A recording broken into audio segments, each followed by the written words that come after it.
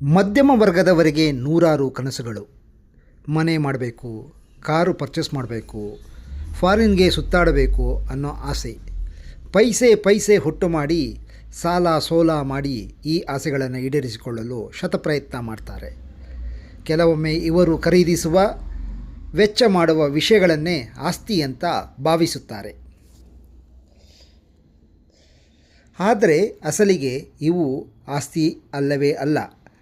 ಕೆಲವೊಮ್ಮೆ ಹೊಣೆಗಾರಿಕೆ ಆಗಿರುತ್ತವೆ, ಅಂದರೆ ಲಯಬಿಲಿಟೀಸ್. ಯಾವ ವಸ್ತು ಆಸ್ತಿ ನಮಗೆ ಹಣ ನೀಡುತ್ತೋ ಅಂತಹವುಗಳ ಮೇಲೆ ಹೂಡಿಕೆ ಮಾಡಿದರೆ ಮಾತ್ರ ನಾವು ಅದರಿಂದ ಲಾಭವನ್ನು ನಿರೀಕ್ಷೆ ಮಾಡಲಿಕ್ಕೆ ಸಾಧ್ಯ, ರಿಚ್ ಆಗಲಿಕ್ಕೆ ಸಾಧ್ಯ. ಅದೇ ಒಂದು ವಸ್ತು ತಂದು ಅದನ್ನು ಮೇಂಟೈನ್ ಮಾಡಲು ಪದೇ ಪದೇ ಅದರ ಮೇಲೆ ಹಣ ಸುರಿಯುತ್ತಿದ್ದರೆ ಇಲ್ಲಿ ಉದ್ಧಾರದ ಮಾತೇ ಬರೋಲ್ಲ. ಪ್ರಾಪರ್ಟಿ ಅಥವಾ ಲಯಬಿಲಿಟೀಸ್ ಅಂದರೆ ಆಸ್ತಿ ಮತ್ತು ಹೊಣೆಗಾರಿಕೆ, ಇವೆರಡರ ನಡುವಿನ ನಿಜವಾದ ವ್ಯತ್ಯಾಸವನ್ನು ನಾವು ತಿಳಿದುಕೊಳ್ಳಬೇಕು. ಮಿಡ್ಲ್ ಕ್ಲಾಸ್ ಮಂದಿಗೆ ಇವೆಲ್ಲ ವಿವರವಾಗಿ ಗೊತ್ತಿರೋದಿಲ್ಲ. ಇವರು ಆಸ್ತಿ ಅಂತಾನೆ ತಿಳಿದು ಸುಮಾರು ಅನಾವಶ್ಯಕ ವಸ್ತುಗಳ ಮೇಲೆ ಇನ್ವೆಸ್ಟ್ ಮಾಡ್ತಾರೆ. ಅಂತಹ 5 ಇನ್ವೆಸ್ಟ್ಮೆಂಟ್ಗಳು ಯಾವುವು ಅನ್ನೋದನ್ನು ನೋಡೋಣ. ಆಸ್ತಿ ಅಂದರೆ ವ್ಯಕ್ತಿ ಅಥವಾ ಸಂಸ್ಥೆಗೆ ಮೌಲ್ಯವನ್ನು ತಂದುಕೊಡುವ ಮತ್ತು ಫ್ಯೂಚರ್ನಲ್ಲಿ ಆರ್ಥಿಕ ಲಾಭವನ್ನು ಸೃಷ್ಟಿಸುವ ರಿಸೋರ್ಸಸ್. ಉದಾಹರಣೆಗೆ ನಗದು, ಕಟ್ಟಡ, ಹೂಡಿಕೆಗಳು. ಇನ್ನು ಹೊಣೆಗಾರಿಕೆ ಎಂದರೆ ಸಾಲ ಅಥವಾ ಭವಿಷ್ಯದಲ್ಲಿ ಪಾವತಿಸಬೇಕಾದ ಹಣಕಾಸಿನ ಜವಾಬ್ದಾರಿ. ಉದಾಹರಣೆಗೆ ಸಾಲ, ಕ್ರೆಡಿಟ್ ಕಾರ್ಡ್ ಬಿಲ್ ಮತ್ತು ಆಸ್ತಿಗಳು. ಆಸ್ತಿ ಎಂದು ಮಿಡಲ್ ಕ್ಲಾಸ್ ಮಂದಿ ತಪ್ಪು ತಿಳಿದ ಅಂಶಗಳು ಯಾವುವು ಎಂಬುದನ್ನು ಮೊದಲು ತಿಳಿದುಕೊಂಡು ಬರೋಣ ಬನ್ನಿ. ಮೊದಲನೆಯದಾಗಿ ಮನೆ. ಮನೆ ಪ್ರತಿಯೊಬ್ಬ ಮಧ್ಯಮ ವರ್ಗದ ವ್ಯಕ್ತಿಯ ಕನಸು. ಸ್ವಂತ ಮನೆಯೊಂದನ್ನು ಕಟ್ಟಿಬಿಟ್ಟರೆ ಅದೇ ಮುಂದೆ ಆಸ್ತಿಯಾಗುತ್ತದೆ ಎಂದು ಭಾವಿಸಿ ತಾವು ಕೂಡಿಟ್ಟ ಹಣದ ಜೊತೆಗೆ ಬ್ಯಾಂಕ್ ಸಾಲ, ಹೋಮ್ ಲೋನನ್ನೆಲ್ಲ ಮನೆಗೆ ಸುರಿಯುತ್ತಾರೆ. ಆದರೆ ಇದು ಅಸಲಿಗೆ ಆಸ್ತಿಯಲ್ಲ, ಬದಲಿಗೆ ಹೊಣೆಗಾರಿಕೆಯಂತೆ. ಬ್ಯಾಂಕ್ ಲೋನುಗಳು ತಮ್ಮ ಬಡ್ಡಿ ಹೆಚ್ಚಿಸುತ್ತಾ ಹೋಗುತ್ತವೆ. ಆಗ ನಾವು ಕಟ್ಟುವ ಬಡ್ಡಿ ಕೂಡ ಹೆಚ್ಚಾಗುತ್ತದೆ. ಮೇಂಟೆನೆನ್ಸ್ ಎಕ್ಸ್ಪೆಂಡಿಚರ್ ಜಾಸ್ತಿ ಆಗುತ್ತೆ. ಆಗ ಸಹಜವಾಗಿಯೇ ಮನೆ ಭವಿಷ್ಯದಲ್ಲಿ ಪಾವತಿಸಬೇಕಾದ ಸಾಲಗಳು ಅಥವಾ ಹಣಕಾಸು ಬದ್ಧತೆಗಳ ಅಡಿಯಲ್ಲಿ ಬರುತ್ತವೆಯೇ ಹೊರತು ಇದು ಆಸ್ತಿ ಆಗುವುದಿಲ್ಲ. ಮತ್ತೊಂದು ರೀತಿಯಿಂದ ಇದನ್ನು ವ್ಯಾಖ್ಯಾನಿಸೋಣ. ಅದೇ ನೀವು ಮನೆ ಕಟ್ಟಿ ಬಾಡಿಗೆಗೆ ನೀಡಿದರೆ ಅಥವಾ ಮಾರಾಟ ಮಾಡಿದರೆ ಅದು ಆಸ್ತಿ ಎನಿಸಿಕೊಳ್ಳುತ್ತದೆ.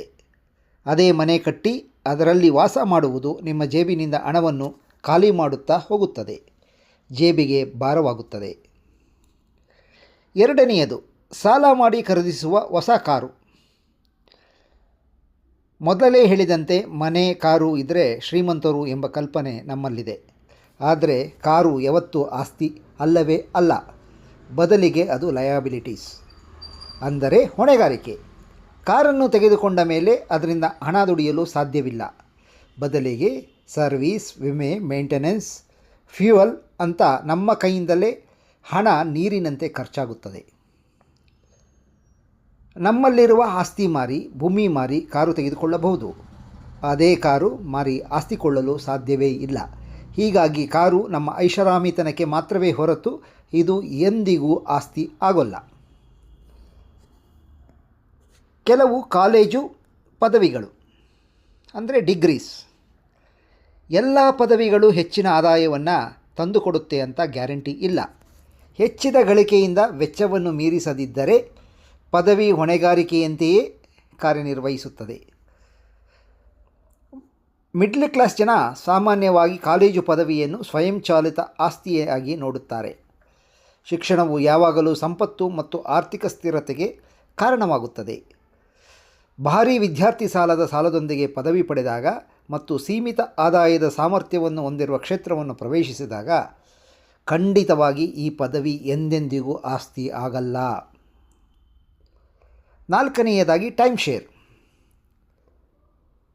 ಆಸ್ತಿಯನ್ನು ಬಿಟ್ಟು ಹೋಗುವಾಗ ಆಸ್ತಿಯ ಒಂದು ಭಾಗವನ್ನು ಹಲವು ಜನರೊಂದಿಗೆ ಹಂಚಿಕೊಂಡು ನಿರ್ದಿಷ್ಟ ಸಮಯದವರೆಗೆ ಅದನ್ನು ಬಳಸಿಕೊಳ್ಳುವ ಒಂದು ವ್ಯವಸ್ಥೆಯನ್ನೇ ಟೈಮ್ ಶೇರ್ ಎಂದು ಕರೆಯುತ್ತಾರೆ.